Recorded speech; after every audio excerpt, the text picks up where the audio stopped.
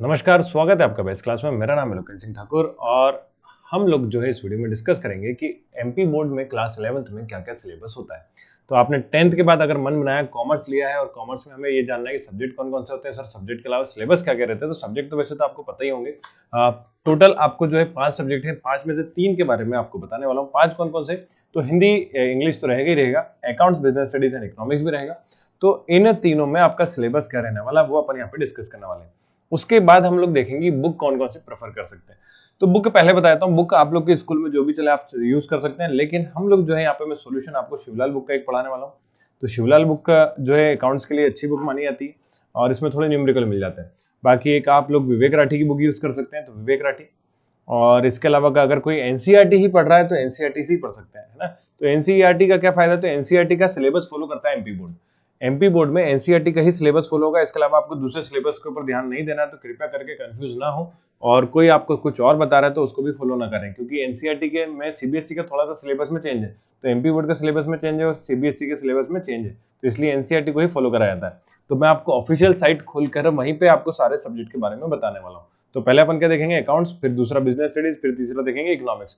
तो अकाउंट्स में 2 बुक है ना, पार्ट 1 पार्ट 2 करके चलता है। इकोनॉमिक्स में भी 2 बुक मिल जाएगी आपको, इंडियन इकोनॉमिक और स्टैटिस्टिक्स, आपका दोनों मिल जाएगा, ठीक है। चलिए, तो पहले मैंने ncrt.nic.in करके एक वेबसाइट है एनसीईआरटी की, आप लोग ओपन कर सकते हैं। इसमें जाएंगे तो यहाँ पे आपका देखो लिखा हुआ ना क्लास 11 सब्जेक्ट, और ये टाइटल वगैरह डाल देना। तो क्लास 11 वगैरह आप जो भी डालोगे, तो मैंने यहाँ पे फिल कर दिया, अकाउंट्स का पार्ट 2 ओपन करा है, तो ये जूम करके आपको दिखा दे रहा हूँ, अलग दिख जाएगा। ओके, तो इसमें देखो क्या है, तो यहाँ पे लिखा हुआ है कि accountancy part 2 text book for class 11। इसमें नीचे जाते हैं हम लोग। अब यहाँ पे देखो ईयर दिख जाएगा, ईयर कितना है, तो 2024 से 2025। तो 2024 से 2025 में जो भी बच्चे एग्जाम देने वाले हैं उनके लिए खास करेंगे। अब इसको और जूम कर लेते हैं, चैप्टर निकाल लेते हैं जरा क्या क्या है। तो पार्ट 1 में आपका देखो 2 पार्ट है, मैंने बोला ये सेकंड पार्ट है ना, तो पार्ट 1 के चैप्टर भी यहाँ दिए हुए हैं। तो पार्ट 1 के चैप्टर ये लिखे हुए हैं। ओके, तो पार्ट 1 के चैप्टर ये लिखे हैं। पहला चैप्टर आपका कौन सा है? तो टोटल चैप्टर कितने मिलेंगे? 7। तो ये थोड़ा सा जूम क्यों नहीं हो रहा है, हो गया।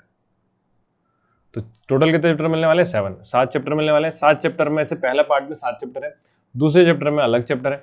तो 7 चैप्टर में से पहला कौन सा आता है? तो पहला आपका इंट्रोडक्शन है अकाउंटिंग का, अकाउंटिंग क्या होता है, ये सब चीजें। तो ये थ्योरी के चैप्टर है, शुरू के जो फर्स्ट और सेकंड जो है थ्योरेटिकल है। इसके बाद न्यूमेरिकल प्रोसेस चालू होता है। तो अकाउंट्स में न्यूमेरिकल होते हैं और न्यूमेरिकल करना है तो थोड़ा बहुत हल्का फुल्का मैथ सभी को आना चाहिए। हल्का फुल्का सा कहने का मतलब होता है कि नॉर्मल कैलकुलेशन वगैरह जो है वो आपका अच्छे होना चाहिए। तो अगर नहीं भी है तो भी हो जाएंगे प्रैक्टिस करते करते। तो कोई भी चीज पढ़ने के बाद आती है। यहाँ पे कॉमर्स लेने का एक बेनिफिट ये मिलता है कि आपने 10th से पहले क्या पढ़ा है उसका कोई दिक्कत नहीं है। जैसे कि साइंस वगैरह लेते हो तो आपको साइंस में सारी चीज चाहिए, है ना। और अगर आप दूसरी चीज सब्जेक्ट ले रहे हो जैसे फिजिक्स केमिस्ट्री वगैरह, तो आपने बेसिक आपका क्लियर है तो आपको ये चीज समझ में आएंगी। लेकिन ये 11th क्लास में कॉमर्स में ही बेसिक है। तो 11th मतलब 11th बेसिक है कॉमर्स का, फिर 12th आएगा, उसके बाद थोड़ा एडवांस लेवल पे चीजें शुरू होती है। तो शुरू के 7 चैप्टर है।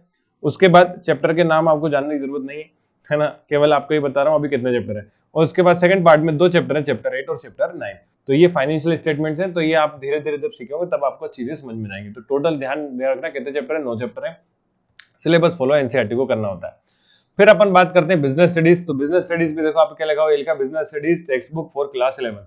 इसमें कितने चैप्टर है? तो ये भी आपका वही 2024 में अपडेट कर दिया गया है। तो ऑफिशियल साइट पे आपको देखने को मिल जाएगा। इसको स्क्रॉल डाउन करते हैं नीचे, नीचे स्क्रॉल डाउन करेंगे तो यहाँ आपके चैप्टर्स की लिस्ट बनी हुई है। तो टोटल चैप्टर आपको देखो, पहले पार्ट में तो 6 चैप्टर है और दूसरे पार्ट में 11 चैप्टर है। तो टोटल मिला के 11 चैप्टर है। बहुत ही इजी है आपका बिजनेस स्टडीज, जल्दी से कंप्लीट हो जाएगा। अगर अच्छे से धीरे धीरे भी आप उसको पढ़ें तो आपके 3 महीने के अंदर पूरा कवर हो जाएगा। तो धीरे धीरे पढ़ोगे तो 3 महीने में हो जाएगा, डिटेल में पढ़ोगे तो भी 3 महीने में कवर हो जाएगा, ठीक है।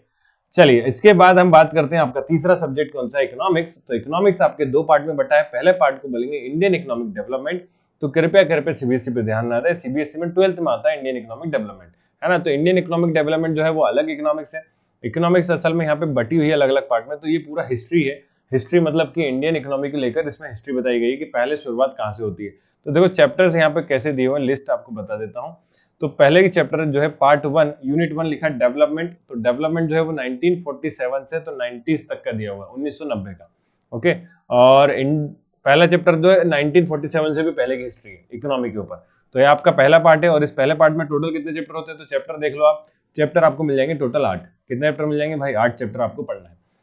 अगर आप कोई सी और सब्जेक्ट की बुक प्रेफर कर रहे हैं तो हो सकता है उसमें चैप्टर ज्यादा दिए हों, लेकिन कृपया करके ध्यान रखें कि आपका जो पेपर का पैटर्न है, मतलब ब्लूप्रिंट या पैटर्न जो है वो आपका इस पे अपने काय पे बेस्ड होता है, एनसीईआरटी पे बेस्ड होता है। चलिए इसके बाद आता है स्टैटिस्टिक्स। तो ये आपका जो इकोनॉमिक्स का पार्ट है, मैथमेटिकल वाला पार्ट है, जैसे 10th क्लास में आप लोगों ने पढ़ा हुआ है ना, वही वाली चीजें, मीन मोड मीडियन करके सारी कैलकुलेशन वगैरह बहुत सारी चीज आएंगी और भी थोड़ा डिटेल में इसमें है। तो इसमें कितने चैप्टर हैं? तो इसमें भी आपके 8 चैप्टर हैं। तो इकोनॉमिक्स में ही सबसे ज्यादा चैप्टर है, 8 इंडियन इकोनॉमिक में, 8 आपके स्टेट्स में, है ना। तो टोटल कितने हो गए? 16 चैप्टर इसके हो गए, 9 चैप्टर अकाउंट्स के, और आपके बिजनेस स्टडीज में कितने थे? 11 चैप्टर। तो इस तरह से आपके पूरे चैप्टर कवर होते हैं। सिलेबस को कृपया करके ध्यान रखें। आपकी बुक में जो मैं बोल रहा हूँ, रेफरेंस बुक कौन कौन सी बोली थी मैंने? शिवलाल या विवेक राठी या फिर जीपीएच को यूज कर रहा है आज के टाइम पे, तो अलग अलग बुक में अलग अलग चैप्टर्स मिलेंगे, लेकिन सभी को फॉलो एनसीईआरटी को ही करना है भाई। ओके, तो बस इतनी सी बात थी। अगर आप पढ़ना चाहते हैं मुझसे, तो मैंने वैसे तो शिवलाल के कुछ चैप्टर का सॉल्यूशन डाल रखा है, धीरे धीरे आगे भी डालता रहूंगा।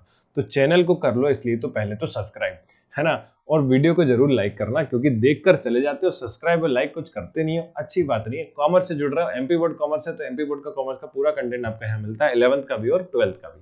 ठीक है, तो वीडियो देखने के लिए thank you, bye bye, take care.